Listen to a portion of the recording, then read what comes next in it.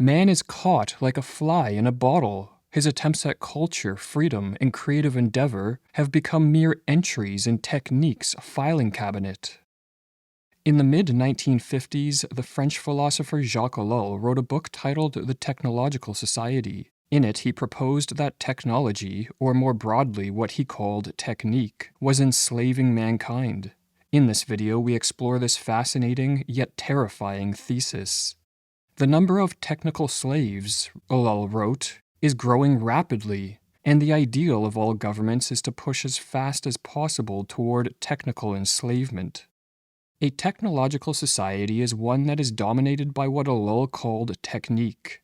Technique is a method of action, or a means for achieving ends, that prioritizes efficiency above all else. Technique, in other words, searches for the one best way to solve a problem or accomplish a task, and in its search for optimal solutions it disregards broader moral, aesthetic, spiritual, and cultural considerations. Or as Ellul explains, technique is the totality of methods rationally arrived at in having absolute efficiency for a given stage of development in every field of human activity.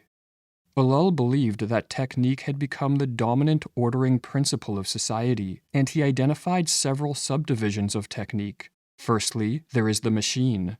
Machines are the ultimate manifestation of technique, as they constantly evolve in pursuit of greater efficiency. They deliver consistent and precise results at speed and scale, and they strip away the variability that defines many other human endeavors. The spread of the machine into ever more domains of life is reflective of our tendency to view most problems through a technical mindset. Machines, however, are but one manifestation of technique, or as Ellul wrote, the machine is now not even the most important aspect of technique, though it is perhaps the most spectacular. Technique has taken over all of man's activities, not just his productive activity. Another subdivision of technique is economic technique, which is the application of rational methods of organizing and managing the economy in pursuit of maximum efficiency. Economic technique seeks to optimize metrics such as the employment rate, GDP level, and the rate of inflation. When an economy becomes the object of technique, the spontaneous order of markets gives way to centralized planning and control by technocrats, i.e., specialists who apply technical methods and systems to manipulate economic outcomes, often without regard for competing environmental, moral, or ethical concerns. A third subdivision of technique is what Ellul called organizational technique, and refers to methods for efficiently coordinating, managing, and controlling large groups of people, whether in the military, government, corporations, or society at large.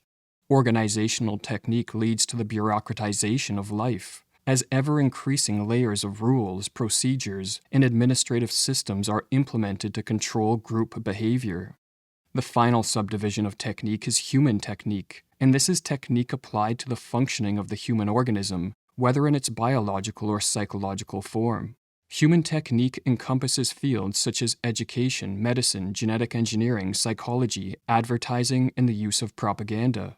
Human technique seeks the most efficient and rational ways to influence, condition, and control human beings in body and mind. And as Ellul explains, with human technique, man himself becomes the object of technique. These four subdivisions of technique reveal how its application has infiltrated all areas of society. Machines are constantly used in both our personal lives and in the production and distribution of goods and services. Economic and organizational technique structures our work life, government institutions, the monetary system, and social trends in general, while human technique shapes not only the health or sickness of our physical body, but also influences what we desire, how we think, and how we act. It might be said that technique is the translation into action of man's concern to master things by means of reason, explains Ellul, to account for what is subconscious, make quantitative what is qualitative, make clear and precise the outlines of nature, take hold of chaos and put order into it. What is the problem with the compulsive drive to apply technique to all aspects of life? Why shouldn't we attempt to order the world around us through the most efficient and rational means possible? According to Ellul, the danger lies in the fact that as technique becomes more ubiquitous, a new form of totalitarianism emerges, one that enslaves us through control by the machines, systems, and procedures of technique. Under this form of totalitarianism, the loss of freedom is not the result of the intentional acts of a small group of people, and it doesn't require a conspiracy of a ruling elite. Rather, this totalitarianism occurs of its own volition, for as Alol explains in the Technological Society, we have now reached a point where technique has taken on a life of its own. Or as he writes, technique has become autonomous. It has fashioned an omnivorous world which obeys its own laws and which has renounced all tradition. Technique no longer rests on tradition, but rather on previous technical procedures, and its evolution is too rapid, too upsetting, to integrate the older traditions. Alol believed that as the use of technique spreads, it gains its own momentum, for when technique is applied to a task, it opens new pathways for its further development, or creates new problems that must be solved with the use of more technique. For example, the invention of computers led to the production of ever greater amounts of data, necessitating the development of ways to store this data, as well as methods to analyze it. As data analytic and storage techniques advanced, this made possible new forms of surveillance, new ways to measure and manipulate the economy, and new ways to develop artificial intelligence systems. Similarly, the development of the Internet gave rise to social networks, which in turn generated new communication techniques and powerful new techniques for the large-scale distribution of propaganda. In a self-perpetuating cycle, technique begets more technique, and increasingly all of life is swallowed up in the drive for technical control and efficiency. Or as Alol explains, technique, in its development, poses primarily technical problems which consequently can be resolved only by technique. The present level of technique brings on new advances, and these in turn add to existing technical difficulties and technical problems, which demand further advances still. Or as Ian McGilchrist writes in The Master and His Emissary, increasing technologization and bureaucratization of life help to erode the more integrative modes of attention to people and things which might help us resist the advances of technology and bureaucracy, so that in this way they aid their own replication. As technique spreads throughout a society, it changes the very nature of man, for technique is a dehumanizing force if relied upon too heavily. In the pursuit of rational efficiency, it moves man away from his traditions, away from the natural world and away from aesthetic, moral, and spiritual values. It transforms man from a subject interacting with the world to an object manipulated for technical ends.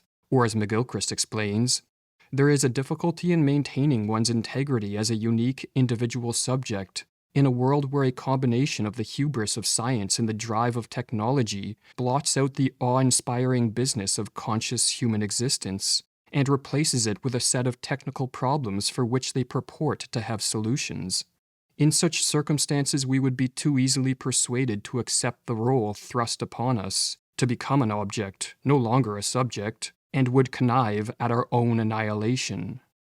Technique's relentless pursuit of the most efficient means, the one best way, comes at the expense of values that have long been central to the human experience. One such value is beauty. When decisions are governed solely by efficiency, beauty is treated as a luxury or ignored completely.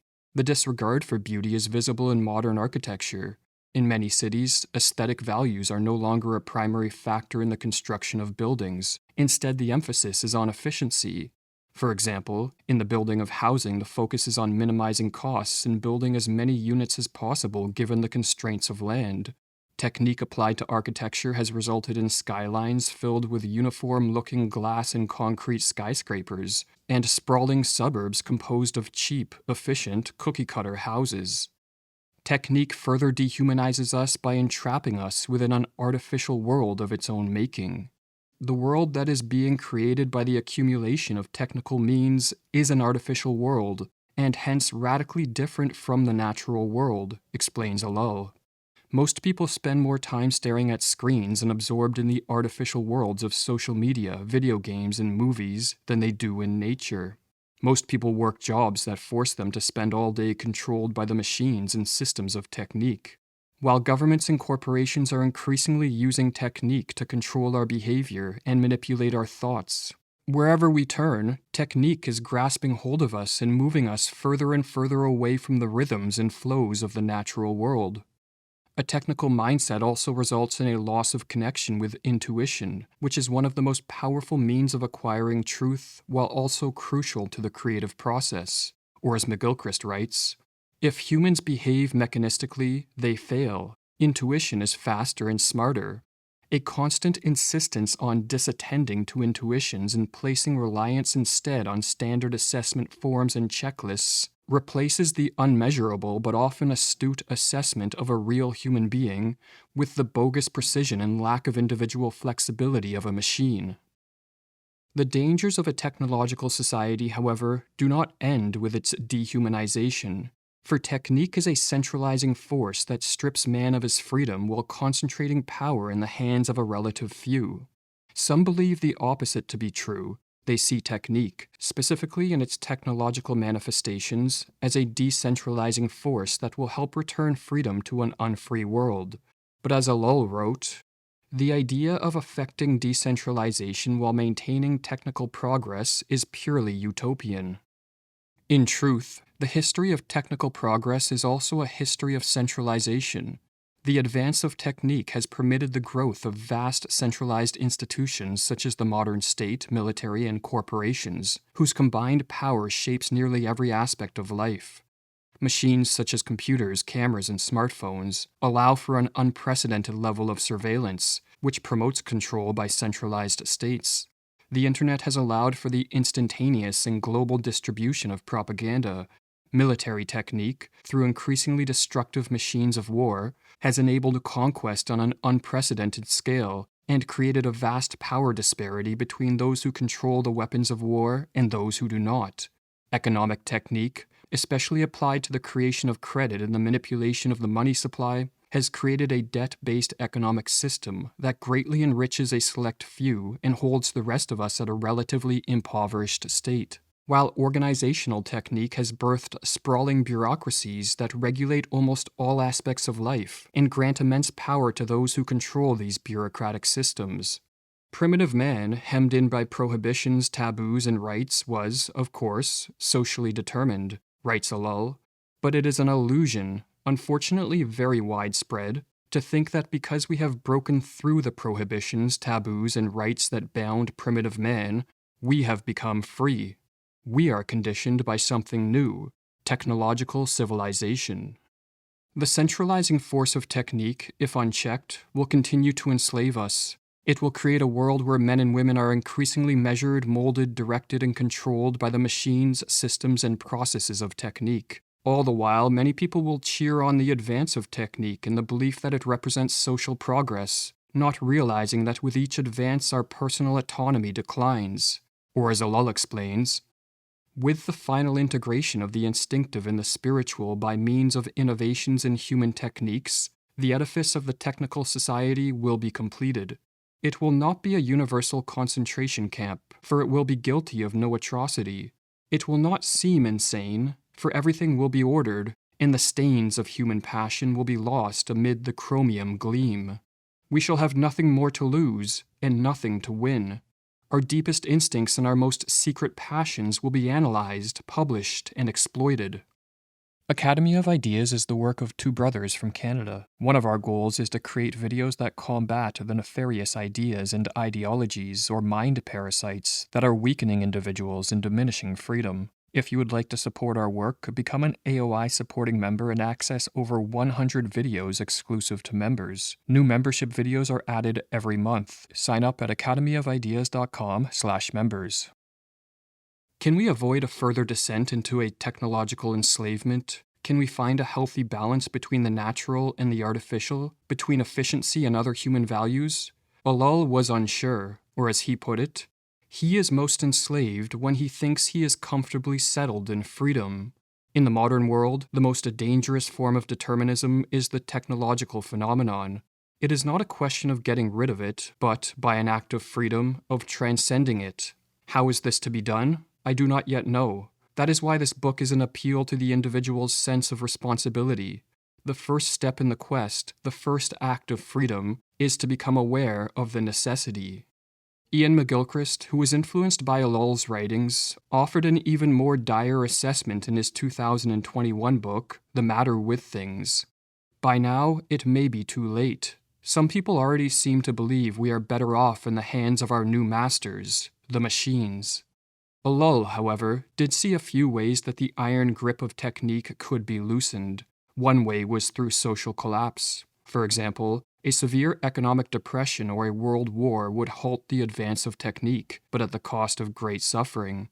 Or as Ellul wrote, if a general war breaks out, and if there are any survivors, the destruction will be so enormous, and the conditions of survival so different, that a technological society will no longer exist.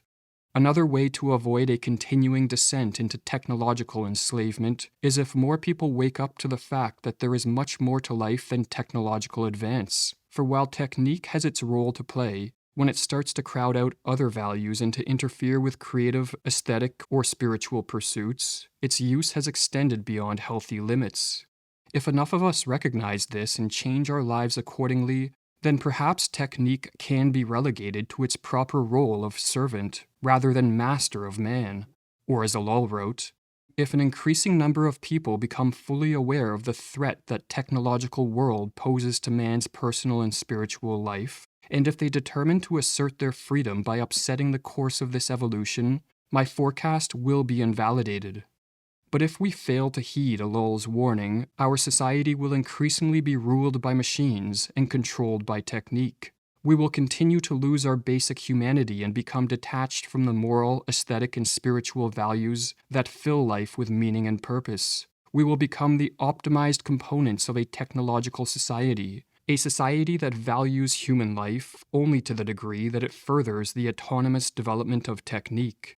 Or as Ellul forewarned, if each one of us abdicates his responsibilities with regard to values, if each of us limits himself to leading a trivial existence in a technological civilization, with greater adaptation and increasing success as his sole objectives, if we do not even consider the possibility of making a stand against these determinants, then everything will happen as I have described it, and the determinants of a technological enslavement will be transformed into inevitabilities.